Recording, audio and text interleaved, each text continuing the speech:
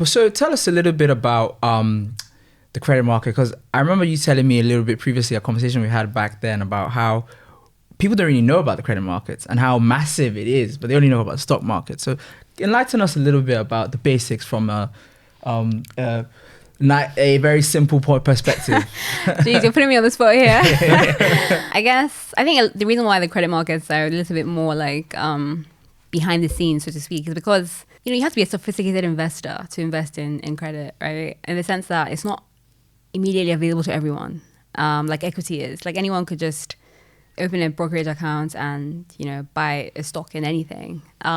With credit, it doesn't really work like that. Credit and just borrowing, I guess if we speak about it in more plain terms, but borrowing it's fundamental to just any functioning society. If you think about the most basic person, trying to buy a house, to even like a government that's trying to stay afloat, or to a business that's trying to expand, it's so integral to the things that we do in our day-to-day lives. So because of that, it is like all-encompassing, so to speak, and it's a huge market. And that goes from companies that are borrowing from investors to even countries, and sovereigns. Like, whether you think about US treasuries or like UK gilts or German bonds, which is essentially just the local terms for each of those countries' debt markets. But if you think about the fact that all these big countries and all these big companies are all borrowing money, that is bigger than the equity market cap globally.